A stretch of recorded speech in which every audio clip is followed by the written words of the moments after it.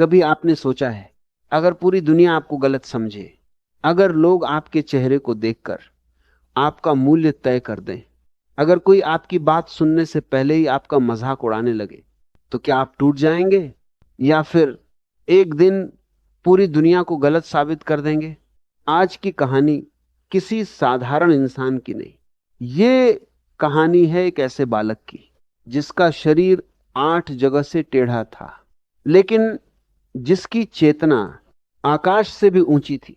लोग उसके शरीर को देखते थे, पर वो लोगों की आत्मा देख लेता था। उसका नाम था अष्टावक्र। लेकिन कहानी यहीं से शुरू नहीं होती।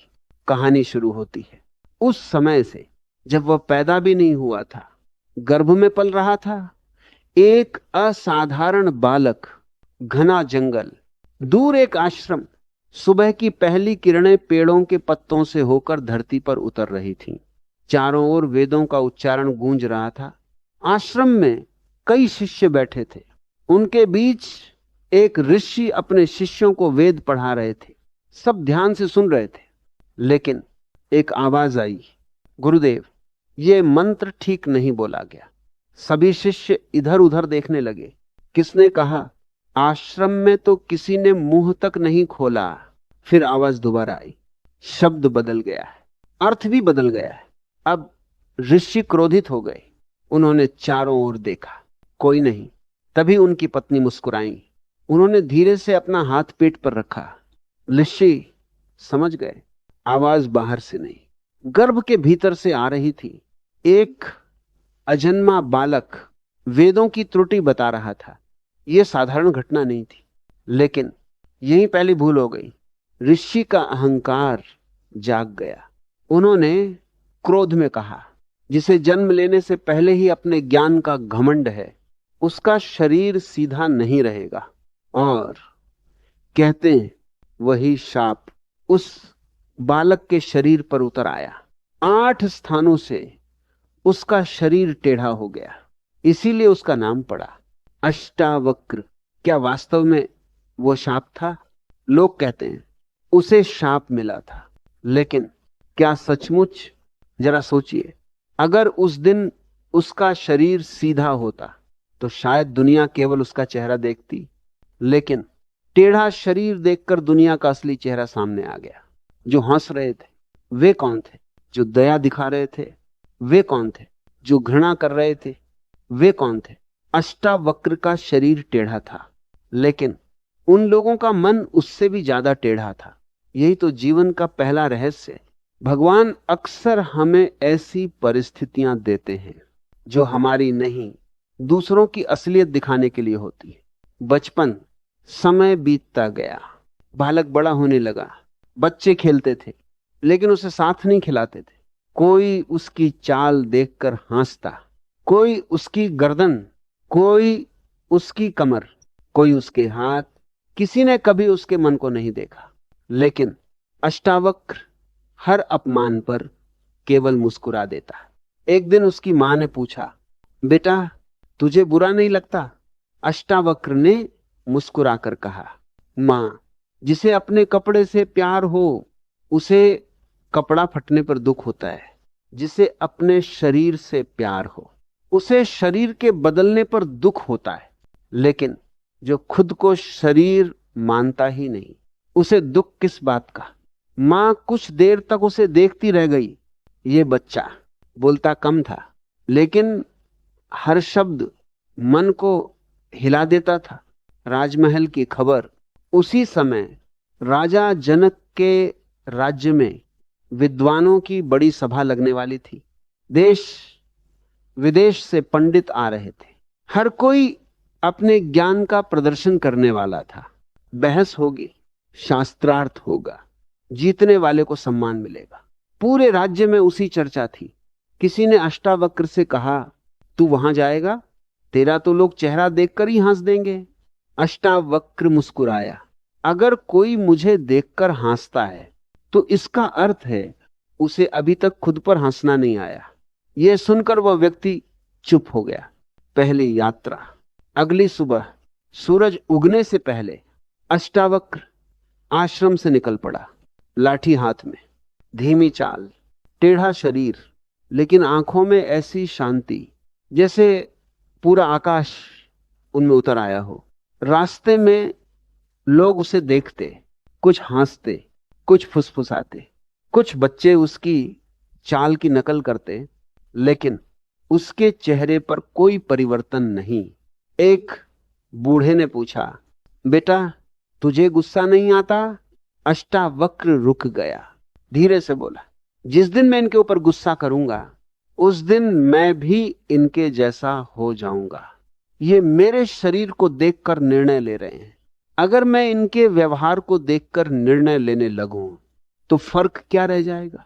बूढ़ा उसकी ओर देखता रह गया। उसे लगा आज उसने पहली बार किसी बच्चे के मुंह से नहीं, जीवन के मुंह से बात सुनी है। राजमहल के द्वार पर कई दिनों की यात्रा के बाद वह राजा जनक के महल पहुंचा। महल के बाहर हजारों लोग थे, विद्वानों की भीड़, सैनिक, मंत्री, राजकुमार और दूर दूर से आए दर्शक। जैसे ही अष्टावक्र आगे बढ़ा, लोगों की नजर उस पर पड़ी। फिर एक आदमी हंसा, दूसरा हंसा, तीसरा हंसा। कुछ ही क्षणों में पूरा द्वार ठहाकों से गूंज उठा। देखो, ये भी विद्वान बनने आया है, पहले चलना तो सीख ले। अरे, इसका शरीर तो पहेली है।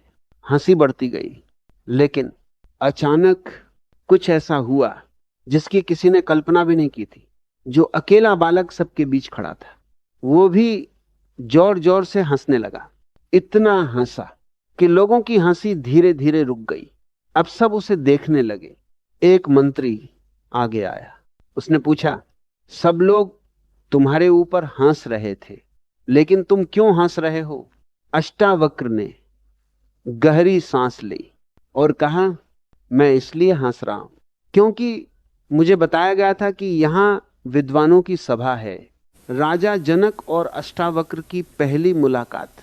कुछ क्षण पहले जो लोग एक टेढ़े मेढ़े शरीर वाले बालक को देखकर ठहाके लगा रहे थे, अब उन्हीं के चेहरे झुके हुए थे। किसी ने पहली बार उनके ज्ञान पर नहीं, उनके अहंकार पर चोट की थी। दरबार के बीचों बीच सिंहासन पर बैठे राजा जनक सब कुछ देख रहे थे। उन्होंने गौर किया, ये बालक न क्रोधित है, न अपमानित, न ही अपने शब्दों पर गर्व कर रहा है। उसके चेहरे पर वही शांति थी जो किसी गहरे समुद्र के तल में होती है। राजा जनक धीरे धीरे सिंहासन से उठे। पूरा दरबार खड़ा हो गया। जनक उस बालक के पास आए और बोले, बालक, तुम्हारी वाणी में आग भी है और शीतलता भी। तुम कौन हो? अष्टावक्र मुस्कुराए। महाराज, जिसे आप जानना चाहते वह मैं नहीं हूं, और जो मैं हूं उसे शब्दों में बताया नहीं जा सकता। दरबार फिर से स्तब्ध हो गया। जनक पहली बार मुस्कुराए। उन्होंने कहा, तुम्हारी आयु बहुत छोटी है, लेकिन बातें किसी प्राचीन ऋषि जैसी हैं। अष्टावक्र ने उत्तर दिया, महाराज, आत्मा की कोई उम्र नहीं होती, बूढ़ा शरीर होता है, ज्ञान नहीं। पहला प्रश्न। राजा जनक ने अपने सबसे बड़े विद्वान की ओर देखा, फिर बोले, आज तक इस सभा में जिसने भी प्रवेश किया उसने शास्त्र सुनाए, मंत्र सुनाए, तर्क दिए, लेकिन तुमने कुछ भी सिद्ध नहीं किया। क्या तुम्हारे पास कोई प्रमाण है? अष्टावक्र हंस पड़े। जिस सत्य को प्रमाण देना पड़े वह सत्य नहीं, विश्वास है। सूरज को यह साबित करना नहीं पड़ता कि वह प्रकाश देता है। जिसने आंखें खोल ली उसे प्रमाण की आवश्यकता नहीं रहती। दरबार में बैठे एक वृद्ध पंडित ने ऊंची आवाज में कहा, यह बालक घमंडी है, ज्ञान का अर्थ विनम्रता है। अष्टावक्र ने उनकी ओर देखा और बहुत धीरे से बोले, विनम्रता शब्दों से नहीं, अहंकार के समाप्त होने से आती है। जो स्वयं को विद्वान समझता है वह विनम्र कैसे हो सकता है? पंडित मौन हो गए। राजा का सबसे बड़ा प्रश्न। जनक कई वर्षों से बेचैन थे। राजा थे, धन था, महल था, सेना थी, सम्मान था, लेकिन भीतर एक खालीपन था। रातों को नींद नहीं आती थी। उन्हें लगता कुछ है जो अभी तक मिला नहीं। उन्होंने अष्टावक्र से पूछा, अगर तुम्हारा ज्ञान इतना गहरा है तो मुझे एक बात बताओ, मेरे पास सब कुछ है फिर भी मन अशांत क्यों है? अष्टावक्र ने उत्तर देने से पहले चारों ओर देखा। उन्होंने देखा सोने के खंभे, हीरे जड़े सिंहासन, सैकड़ों सैनिक, हजारों दीपक और बीच में बैठा एक बेचैन राजा। फिर उन्होंने कहा, महाराज, आपके पास सब कुछ है, बस एक चीज नहीं है। जनक उत्सुक हो गए। क्या? अष्टावक्र बोले, आप स्वयं नहीं हैं। दरबार में फिर सन्नाटा छा गया। आप राजा बन गए, स्वयं नहीं रहे। अष्टावक्र बोले, जब कोई आपको प्रणाम करता है आपको अच्छा लगता है? हां। जब कोई आपकी आलोचना करता है, दुख होता है, तो समझ लीजिए आप राजा नहीं, लोगों की राय के गुलाम हैं। जनक चौंक गए। अष्टावक्र आगे बोले, जिस दिन आपका सुख दूसरों के व्यवहार पर निर्भर हो जाए, उस दिन समझिए आपने अपनी स्वतंत्रता खो दी। एक छोटा प्रयोग। अष्टावक्र ने दरबार में रखे एक बड़े दर्पण की ओर इशारा किया। महाराज, उस दर्पण के सामने जाइए। जनक खड़े हुए। उन्होंने अपना प्रतिबिंब देखा। क्या दिखाई दे रहा है? मैं नहीं, आपका शरीर।